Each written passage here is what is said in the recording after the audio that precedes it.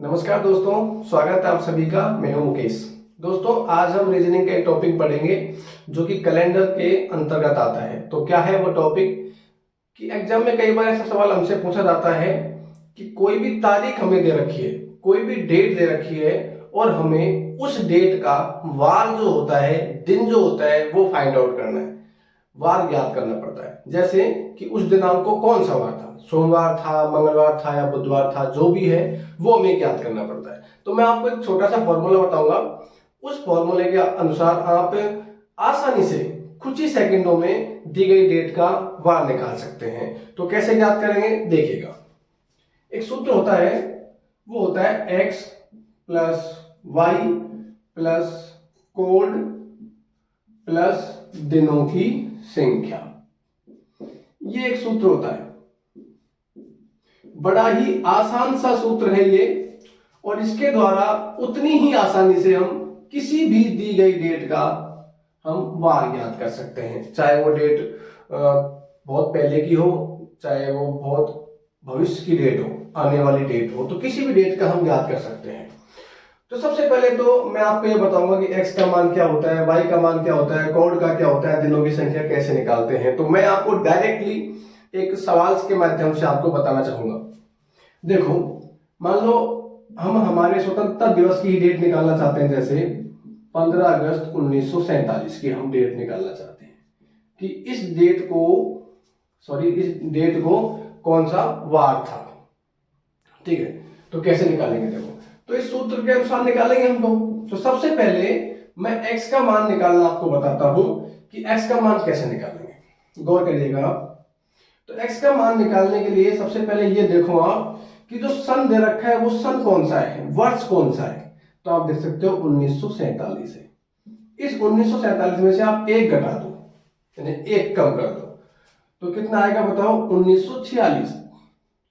इस 1946 के लास्ट के जो दो अंक होते हैं, लास्ट के दो अंक कितने हैं बताओ, 46। ये लास्ट के दो अंक ही किसका मान होता है, x का मान होता है। कोई डाउट आपको इसमें, मैं क्लियर कर देता हूं। x का मान क्या होता है, दी गई दिनांक के सन में से एक घटा दो। 47 में से घटाया तो 1946 आ गया। तो इसके लास्ट के दो अंक कहलाते हैं x का मान। जैसे मान लो यहां पर 2000 होता, तो 2000 में से एक घटाते तो कितना आता, 1999। और 1999 के लास्ट के दो अंक कितने होते हैं, 99। तो x का मान कितना आता, 99, यानी कि 99। अब बताता हूं मैं आपको y का मान कैसे निकालते हैं। तो y का मान निकालना भी बहुत आसान है। जो x का जो मान है कितना है बताओ, 46। इस 46 में आप भाग दो किसका, 4 का। जी हां, 4 का। अब देखो मैं भाग देता हूं, 4 एकम 4, कितना बच गया, 0। ऊपर से 6 उतार लिया, फिर 4 एकम 4, कितना बच गया, 2।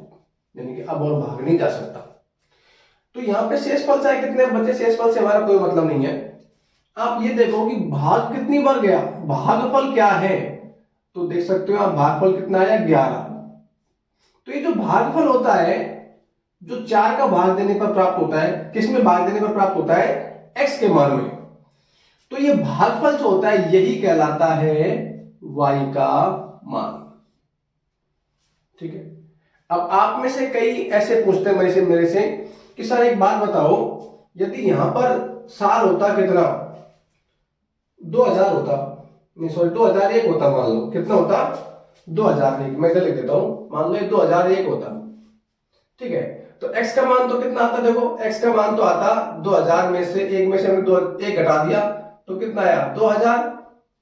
तो x का मान तो कितना आ गया, 00। लेकिन सर y का मान कैसे ज्ञात करते हैं, क्योंकि y इसमें 0 में 4 का भाग देते क्या, 0 में तो 4 का भाग जाता ही नहीं 00 में। तो जिसमें भाग नहीं जाता ना, तो उसका y का मान हम मानते 0। जैसे मान लो x का मान ये 46 की जगह मान लो 03 होता, या 02 होता, या 01 होता, या 00 होता, यानी कि 4 से छोटा मान होता, तो y का मान क्या लिखते। तो आप देख सकते हो दोस्तों, इसमें 4 का भाग जाएगा ही नहीं। जब 4 का भाग ही नहीं जाएगा तो बताओ भागफल कहां से आएगा। तो भागफल का मान हम क्या मानते हैं, 0। आई बात समझ में। अब मैं बताऊंगा आपको कोड और दिनों की संख्या कैसे निकालेंगे इस सवाल के संदर्भ में। बाकी मैं आपको और सवाल बताऊंगा ताकि आपको और क्लियर हो जाएगा। ठीक है, कोड, ये तीसरा जो है कोड, देखो इधर इधर आइए आप। देखो अब कौन सा शताब्दी चल रही है, जैसे अब चल रही है 2001 से लेकर शताब्दी चल रही है, वो चल रही है 2100 के बीच में। तो जो भी कोई साल है, जो भी वर्ष है, जो सन है, यदि इनके बीच में कोई सन है तो उसका कोड होगा 0। समझ में आपके? अब इसके बाद चलते हैं 2101 से 2200 के बीच में कोई साल है, यानी कि भविष्य की कोई साल है, तो इसका कोड होगा 1। यदि 2201 से लेकर 2300 के बीच में कोई साल है तो देखो यहां तो आएगी 0, फिर आएंगे विषम अंक, एक के बाद विषम अंक कितना आता है 3, तो इसका कोड कितना होगा 3। ऐसे ही आगे चलते हैं, मान लो 2301 से लेकर मान लो 2400 के बीच में कोई साल है तो उसका कोड होगा 5। ऐसे ही 7, फिर 9, ऐसे आते चले जाएंगे। ठीक है, अब पहले के सालों को देख लो, जैसे मान लो 1901 से लेकर मान लो साल है 2000 के बीच में, तो उसका कोड जैसे नीचे बढ़े ना वैसे ऊपर बढ़ेंगे, 1 हो जाएगा। यदि मान लिया जाए कि 1801 से लेकर 1900 के बीच में कोई साल है तो कोड कितना हो जाएगा 3 हो जाएगा, मतलब बीच में तो रहेगा 0, ये वाला 2001 से 2100 के बीच में। इधर 100 साल बढ़ेंगे तो ये 1, 3, 5 आता चला जाएगा, इधर 100 साल घटेंगे तो 1, 3, 5 वही आएगा। जैसे मान लो यहाँ पे 1701 के बीच में मान लो 1800 का साल होते तो कितना आता 5 आता, ऐसे 1601 से लेकर 1700 तक होते तो कितना आता 7 आता। ऐसे इनका कोड फिक्स होता है। तो आप यहाँ पे आराम से समझ लो आप, यदि 2001 से 2100 के बीच में साल होती है तो 0, फिर 2101 से लेकर 2200 तक होती है तो 1, 2201 से होती है 2300 तो 3, फिर 2301 से 2400 तक 5, ऐसे ही 100 साल पहले चले जाएंगे तो ये 1, 3, 5 ऐसे आते हुए चले जाएंगे। तो अब यहाँ पे देखो आप साल कौन सी है 1947, तो 1947 देखो यहाँ पे आती है 1900 और 2000 के बीच में, तो कोड कितना होगा बताओ 1, तो इसका कोड जो है वो होगा 1। अब हमने मान निकाल लिया कितना, 3 मान निकाल लिया x, y और z। ठीक है, अब मैं बताऊंगा आपको दिनों की संख्या कैसे निकाल देते हैं, ये आपने ढंग से समझ लिया होगा, मैं इसको मिटा देता हूं। दिनों की संख्या कैसे निकालते हैं, देखो दिनों की संख्या निकलती है इस 15 से, 15 अगस्त को देखो आप, क्योंकि ये जो तारीख है कितनी है 15 अगस्त है।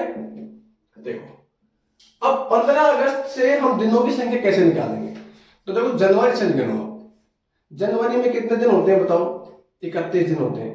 अब 31 में 7 का भाग दो आप, 31 में 7 का भाग देंगे तो 4 बच जाएगा, 7 चौके 28 और शेष फल बचेगा 3। तो प्रत्येक महीने में, जनवरी के महीने से जनवरी, फरवरी, मार्च, अप्रैल, मई, जून, जुलाई, अगस्त, कहां तक 15 अगस्त तक जितने दिन होते हैं उन दिनों में 7 का भाग देते चले जाओ और शेष फल बचता है उसको यहां लिख दो। जैसे पहला महीना किसका होता है जनवरी का, तो जनवरी कौन सी है 31 है ना, तो 31, तो 31 जनवरी में 31 दिन में 7 का भाग दो तो शेष फल कितना बचेगा बताओ 3 बचेगा प्लस। अब जनवरी के बाद में आता है फरवरी, देखो ये लीप वर्ष तो है नहीं, यदि लीप वर्ष होता ना तो याद रखना लीप वर्ष में 29 दिन की क्या होती फरवरी होती, लेकिन ये सामान्य वर्ष है। सामान्य वर्ष कैसे है, इसमें 4 का भाग देके देख लो, 4 का भाग पूरा जाता है तो वो लीप वर्ष है, नहीं जाता है तो सामान्य वर्ष है। सामान्य वर्ष में कितने दिन होते हैं 28 दिन होते हैं, तो 28 दिन में तुम 7 का भाग दोगे तो पूरा भाग जाएगा, शेष पर क्या बचेगा बताओ 0।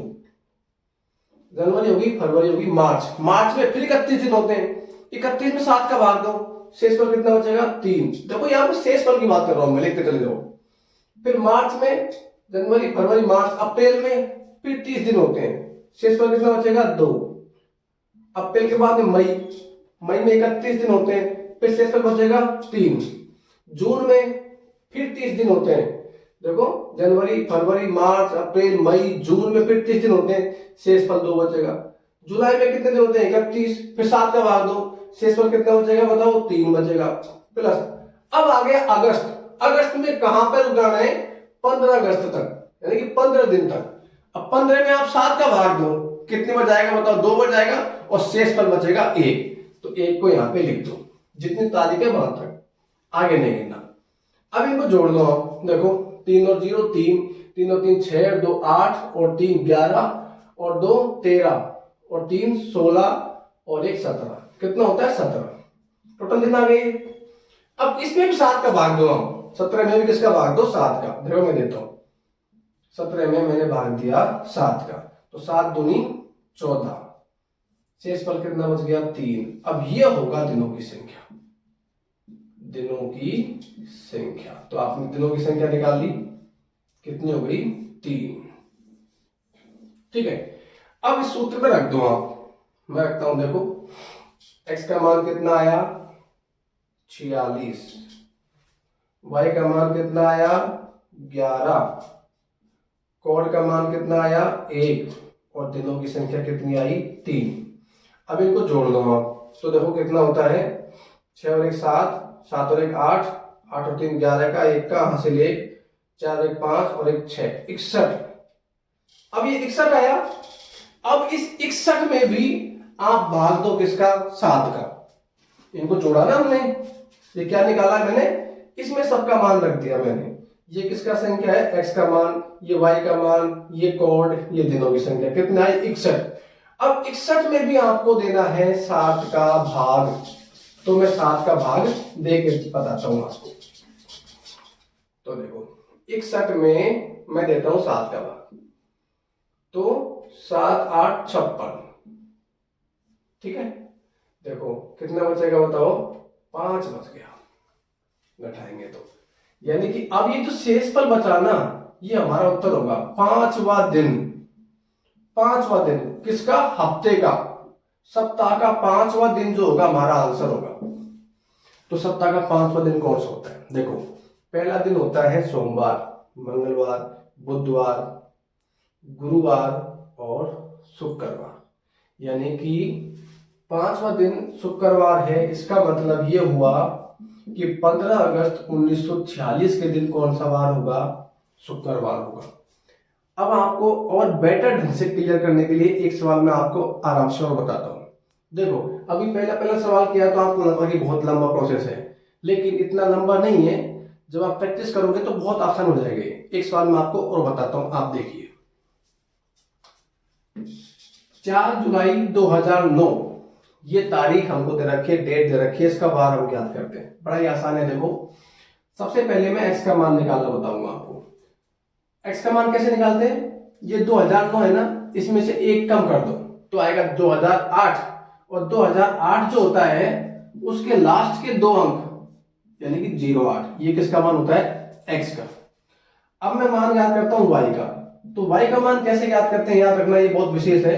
इसमें क्या करते हैं कि जो x का मान जो आया उसमें भाग देते हैं 4 का, माइंड करना 4 का, 7 का मत दे देना, क्योंकि लास्ट में हम 7 का भाग भी देते हैं, दिनों की संख्या निकालते हैं। तो 4 का भाग देंगे इसमें, तो 4 दूनी 8, शेषफल बच गया 0।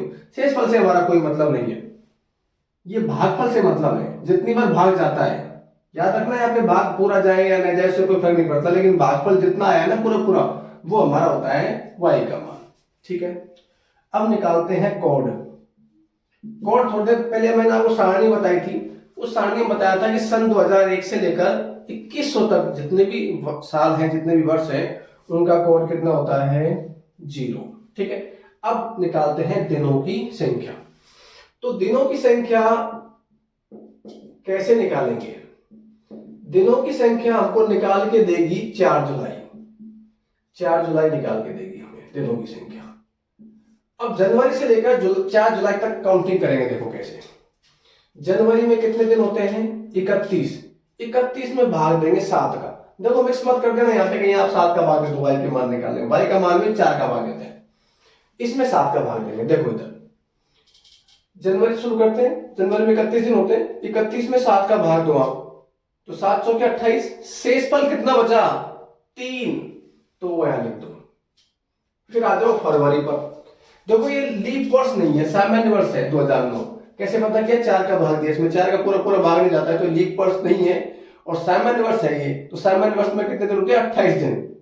ध्यान रखना ये लीप वर्ष होता तो इसमें कितने दिन होते हैं, 29 दिन। जैसे ये सन कितना होता, 2000 होता, 2004 होता, 2008 होता, तो लीप वर्ष होता तो इसमें 29 दिन काउंट करते हैं, लेकिन इसमें कितने दिन है, 28 दिन। 28 में 7 का भाग दो, शेषफल कितना बचेगा, 0। फिर आ जाओ मार्च में, मार्च में कितने दिन होते हैं, 31, शेषफल बचेगा 3। अप्रैल में 30 दिन होते हैं, 2 बचेगा। मई में 31 दिन होते हैं, 3 बचेगा। जून में शेषफल 2 बचेगा। जुलाई में आ जाओ, जुलाई में देखो 4 दिन है, तो 7 का भाग हो जाएगा 19 में, तो जिस डेट में 7 का भाग नहीं जाता उसको सेम टू सेम लिख दो 4। अब इनको जोड़ दो, 3 और 3 6 और 2 8 और 3 11 और 2 13 और 4 17। 17 में 1 सेकेंड फिर 7 का भाग दो, 7 का मैं भाग देता हूं, तो 7 दूनी 14, कितना शेषफल बच गया, 3। और जो शेषफल बचाना यही होती है दिनों की संख्या। तो आपके पास सारा मान आ गया, x का ये मान आया, y का ये आ गया, देन कोड का ये आ गया और दिनों की संख्या ये आ गया। अब उस सूत्र में रखते हैं, देखो x का मान कितना है 8, y का मान 2, कोड कितना है 0, दिनों की संख्या कितनी है 3। अब मैं इनको काउंट करता हूँ, 8 और 2 10 और 3 13 आया। अब इसमें फिर 7 का भाग देना है आपको, क्योंकि हमको तो वो निकालना है कौन सा दिन है, तो 13वां दिन तो कोई होता ही नहीं, सप्ताह में 7 दिन होते हैं, तो 1 2 3 4 5 6 7 इतने दिन आते हैं, तो वो कैसे आएंगे, 7 का भाग देंगे। तब 13 में आप 7 का भाग दो, तो 7 एकम 7, शेषफल बच गया 6। अब ये 6वां दिन, शेषफल को देख लिया करो, 6वां दिन हमारा उत्तर होगा। तो हफ्ते का 6वां दिन कौन सा होता है, देखो पहला दिन हमेशा याद रखना सोमवार से करना है आपको, ऐसा नहीं रविवार से कर दो, क्योंकि अंग्रेजी में ऐसे बोलते आए हैं संडे मंडे, ऐसा नहीं। काउंटिंग हमेशा सोमवार से करनी है। रीजनिंग के जितने भी सवाल आते हैं उसमें यदि आपको कौन सा दिन याद करना है, दूसरा दिन हमेशा मंगलवार होता है, पहला दिन होता है सोमवार, तो 6वां दिन याद करो। तो 6वां दिन सोमवार से गिनोगे तो वहां पाएगा शनिवार, क्या आएगा, शनिवार। तो ये शनिवार हमारा उत्तर हो जाएगा। और 7वां दिन क्या होता है, रविवार होता है, ठीक है। पहला दिन सोमवार, दूसरा मंगलवार, तीसरा बुधवार, है ना, ऐसे आगे गिनते चले जाएंगे, तो 6वां दिन आएगा शनिवार। तो अब आप दोस्तों ये बताओ कि आपको ये वीडियो कैसा इंफॉर्मेशनल लगा। आपका कोई सुझाव हो तो कमेंट बॉक्स में जरूर लिखना, और कोई भी सवाल आपको पूछना वो भी लिखना आपको। और यदि आपको वीडियो पसंद आया हो दोस्तों तो वीडियो को लाइक कीजिएगा ज़्यादा से ज़्यादा, और शेयर भी कीजिएगा। और यदि आप हमारे चैनल पर नए आए हों तो प्लीज़ आपसे रिक्वेस्ट है चैनल को सब्सक्राइब कीजिएगा, और बगल में जो बेल आइकन है उसको जरूर दबाइएगा, क्योंकि आपका ऐसा एक कदम हमारे लिए बहुत मोटिवेशन देता है। मैं आपको नए नए ऐसे रोचक जानकारी से भरपूर वीडियो लाता रहूँगा, ये मेरा वादा है आपसे। तो दोस्तों मुकेश को इजाज़त दीजिए, तब तक के लिए मिलते हैं किसी नेक्स्ट अंक में। जय हिंद, जय भारत।